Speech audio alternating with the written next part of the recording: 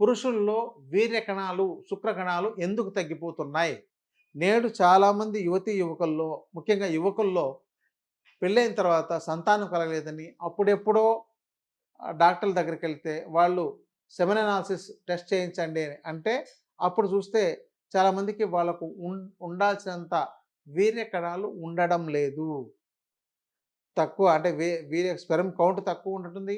Sperm ఎంత రావాలో అంటే వీర్యం ఎంత రావాలో అంత క్వాంటిటీ కూడా రాలేకపోతుంది. తర్వాత దాంతో హెడ్ సమస్యలని, టైల్ సమస్యలని, మార్ఫాలజీ సమస్యలని, యాక్టివ్‌నెస్ లేకపోవడమని ఇలాంటివన్నీ వస్తున్నాయి. ఇవన్నీ టెస్ట్ చేస్తే చాలా బాగా అద్భుతంగా మనకు తెలుస్తోంది. కానీ ఒక 25 ఏళ్ళు, 30 ఏళ్ల కుర్రాడికి, 35 ఏళ్ల వ్యక్తికి ఈ టెస్టులు చేయిస్తే ఇలాంటి సమస్య వస్తుందంటే వీళ్ళు ఎంత ఆరోగ్యకరంగా ఉన్నారు? ఒక్కసారి ఆలోచించండి.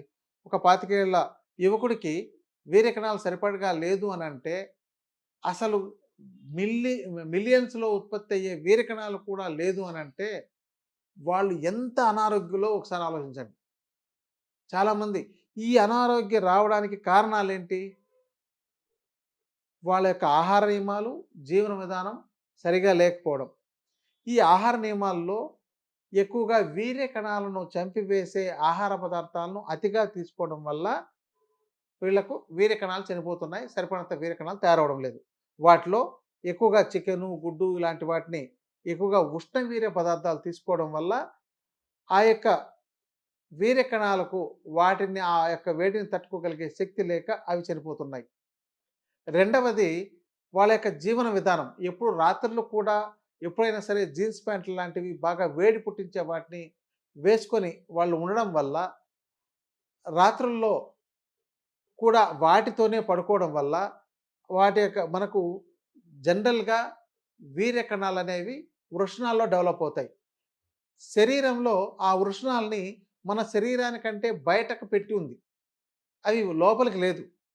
బయటకెందుకుందంటే, మన యొక్క శరీర ఉష్ణోగ్రత 36 సెంటీగ్రేడ్‌లు ఉన్నట్లయితే, ఆ యొక్క ఉష్ణాన్ని కూడా తట్టుకోలేని ఆ వీర్య కణాలు చనిపోతాయనే కారణంతోనే మన సృష్టి క్రమంలోనే ఆ వృషణాలను బయటకు పెట్టించి, అక్కడ ఆ యొక్క వేడి తక్కువగా ఉండేటట్టు చూసి, దానిలో వీర్య కణాలను ఉత్పత్తి చేయించే క్రమాన్ని మనకు పెట్టారంటే, దీని వెనకాల ఎంత సైన్స్ ఉంది. ఒకసారి ఆలోచించండి. అదే ఆ వృషణాలు గనక మన శరీరం లోపల ఉన్నట్లయితే వీర్య కణాలు సరిపడినంత ఉత్పత్తి కూడా కాదు. కాబట్టి ఇవి కూడా ఉండట్లేదనంటే వీళ్ళ యొక్క డ్రెస్ విధానము, ఆ వేడి చేసే వాటిని లేదంటే వేడి ప్రాంతాల్లో పనిచేసేవాళ్ళు అంటే వెల్డింగ్ లాంటివి చేసే చోట్ల వాళ్ళు అక్కడ కూర్చొని వర్క్ చేస్తున్నప్పుడు ఆ యొక్క వేడి వాళ్ళ యొక్క తగలడం లేదంటే ఎక్కడైనా మంటలు వేసే కార్యక్రమాలు అంటే అట్లాంటి ఫ్యాక్టరీల్లో పనిచేయడం ఇలాంటి చేసే కార్యక్రమం ఉండే చోట చాలామందికి వీర్య కణాలు సరిపడినంత ఉత్పత్తి కావడం లేదు. కాబట్టి వీళ్ళు ఇలాంటి వాళ్ళు ఏం చేయాలంటే, ఇలాంటి వర్క్‌ను ఎంచుకోకుండా పెళ్ళయ్యి పిల్లలయ్యేదాకా ఇవి సక్రమంగా ఆరోగ్యకరంగా ఉండేటట్టు దానికి తగిన పనులను ఎంచుకొని వర్క్ చేసుకోవడం చాలా ఉత్తమం. ఇక మద్యం, మాంసం ఈ మద్యం తాగే వాళ్ళలో కూడా ఎక్కువగా వీర్య కణాలు అంటే పెళ్ళయ్యి పిల్లలు కాకమునుపే మద్యం అలవాటుకు ఉన్నట్లయితే వాళ్ళకు కూడా వీర్య కణాలు తగ్గిపోయే అవకాశాలు ఉన్నాయి. ఇది మేము చాలా మందిలో చూస్తున్నాం కాబట్టి ఇది ప్రాక్టికల్‌గా మేము చూస్తున్నదే. అంటే దీనికి ఏ సైన్స్ అవసరం లేదు. ఎక్కడా పరీక్ష అక్కర్లేదు. రోజులో వచ్చే పేషెంట్‌లో చాలా మందిలో వాళ్ళ యొక్క వర్క్ నేచర్ ఏంటి? వాళ్ళు ఎలాంటి డ్రెస్‌ని వేసుకుంటున్నారు? ఎలాంటి ఆహార విధానము, జీవన విధానం ఆచరిస్తున్నారో గమనిస్తే వాళ్లకు ఈ సమస్యలు ఎదురవుతున్నాయి. ఇంకోటేంటంటే 30 సంవత్సరాలు దాటిన వాళ్ళకి వీర్య కణాలు తగ్గిపోవడం అనేది ప్రారంభమవుతుంది. సో, చాలామంది ఆ 30 ఏళ్ళు అయిన తర్వాత పెళ్ళిళ్ళు చేసుకుంటున్నారు కాబట్టి, తర్వాత వెంటనే ఒక్కొక్కసారి సంతానం కలగక ఇప్పుడు ఈ యొక్క ఇన్ఫెర్టిలిటీ సెంటర్‌ల చుట్టూ తిరుగుతున్నారనమాట. 30 ఏళ్ళు వయసు దాటిన తర్వాత వీర్య కణాలనేవి తగ్గిపోతుంటాయి. ఆ తర్వాత పెళ్లి చేసుకున్న వాళ్ళలో వాళ్ళకు సరిపడినంత వీర్య కణాలు లేక ఈ టెస్టులు చేసుకొని 2, 3 ఏళ్ళు ప్రయత్నించి ఇక ఇన్ఫెర్టిలిటీ సెంటర్‌ల చుట్టూ తిరగాల్సిన అవసరాలు ఏర్పడుతున్నాయి. సహజ సిద్ధంగా సంతానం కలగాల్సింది పోయి, ఏ ఔషధాలయాల్లోనో, ఏ హాస్పిటల్‌లోనో, ఏ మందులతోనో సంతానం కలుగుతున్నారు అనంటే, వీళ్ళు ఎంత వీర్యహీనులుగా ఉన్నారో ఒకసారి ఆలోచించండి.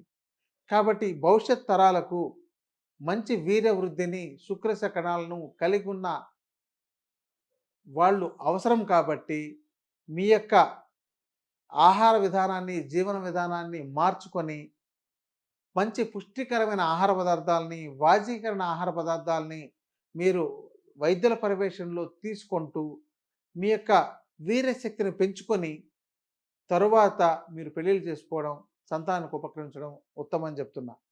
రెండవదేంటంటే, ఇప్పటికే ఎవరికైనా పెళ్లి కాలేదు, 30 ఏళ్ళు వచ్చేసింది, ఈ పెళ్లి చేసుకోవాలి అనుకుంటున్నారో, ముందు ఒకసారి మీరెళ్ళి మీ వీరశక్తిని పరీక్షించుకోండి.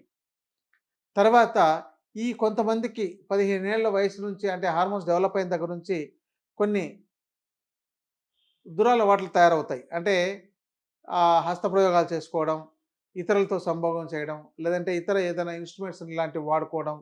ఇలాంటి ఈ యొక్క వికృతమైన చేష్టలు చాలామందిలో ఎక్కువవుతున్నాయి. ఇలాంటి వాళ్ళు ఇలాంటి కోరిక కలిగి ఉన్నప్పుడు తన జీవన విధానము, తన వృత్తిని వాటిని మార్చుకొని వీలైనంత వరకు మీకు 20 ఏళ్ళకో, 25 ఏళ్ళలోపే పెళ్ళయ్యేటట్టు చూసుకొని మీ యొక్క కుటుంబాన్ని మీరక్కడ మీకు అవకాశం ఉంటుంది కాబట్టి, మీ పార్ట్నర్‌తో అవకాశం ఉంటుంది కాబట్టి, అలా ఉండడం ఉత్తమం తప్ప, ఇలాంటి దురలవాటుకి అలవాటు పడితే, మీరు ఎంత బాగా సెటిల్ అయినా, తర్వాత ఎంత మంచి ఉద్యోగం సంపాదించినా 30 ఏళ్ళ తర్వాత మీరు ఒక పెళ్ళిళ్ళు చేసుకున్నట్లయితే, అప్పుడు కలగకపోతే మీ యొక్క జీవితం నిరర్థకమైపోతుంటుంది. అర్థం లేనిదయిపోతుంది. కాబట్టి, ఈ ముందు జాగ్రత్తలు చాలా అవసరం. ఎందుకంటే, ఆరోగ్యాన్ని కాపాడుకోవడం చాలా ముఖ్యం గానీ, ఔషధాలతో చికిత్స చేసుకొని మీరు తగిన ఫలితాలు పొందడం అనేది తాత్కాలికమే అవుతుంది. ఒకవేళ అప్పుడు మీకు సరైన రిజల్ట్స్ రాలేకపోతే, మీకు సమాజము, మీరు ఎదుర్కొనే సమస్యలు, మీ మానసిక పరిస్థితి, భవిష్యత్తు ఇవన్నీ వేరుగా ఉంటాయి కాబట్టి, మీ కెరియర్‌ని మీరే ప్లాన్ జేసుకోండి. అందుకని నేను భవిష్యత్తు దేశానికి మంచి ఆరోగ్యవంతులు, మంచి వీర్యవంతులు, మంచి శుక్రవంతులు, మంచి పుష్టికరమైన వాళ్ళు భవిష్యత్ తరాలకు కావాలని ఈ సందేశాన్ని, ఈ విషయాన్ని మీకు ఇక్కడ చెప్తున్నాం. ఇది ఎవరిని ఉద్దేశించింది కాదు, ఎవరిని కించపరచడం కాదు. లేకపోతే ఇది ఎవరి మీద ఏ అభిప్రాయాలతో పెట్టుకొని చెప్పడం కాదు. ఇది ఆయుర్వేద శాస్త్రం మనకు పూర్వమే ఒక ఆరోగ్యవంతుడిని చాలా బాగా తయారు చేయాలి. మంచి ఆరోగ్యవంతులవ్వండి, మంచి పుష్టిగలవారండి అని వాళ్ళకి ఏమేం చేయాలో చాలా నిర్దేశించింది కాబట్టి, వీటిని ఉపయోగించుకొని అలాంటి యవ్వనవంతులు, అలాంటి ఆరోగ్యవంతులు భవిష్యత్ సమాజానికి కావాలి కాబట్టి, వాటిని మీకు అర్థమయ్యేటట్టు తెలియాలనే ఉద్దేశంతో ఈ విధంగా చెప్పడం జరిగింది. దీనిలో మీకు మీరుగా ఆలోచించుకొని దీంతో మీకు ఉపయోగపడే వాటిని తీసుకోండి. ఉపయోగపడని వాటిని వదిలేసేయండి. దాంతో నెగెటివ్‌లు ఎన్నున్నాయి, తప్పులు ఎన్నున్నాయని చెప్పని వెతకకుండా మీరు మీ ఆరోగ్యాన్ని కాపాడుకోగలిగితే దీనికి కావాల్సిన ఇతర సలహాలు, సూచనలు ఇవ్వడానికి మీకు ఎంతోమంది ఆయుర్వేద డాక్టర్లు మీ మీ చుట్టుపక్కల అందుబాటులో ఉన్నారు.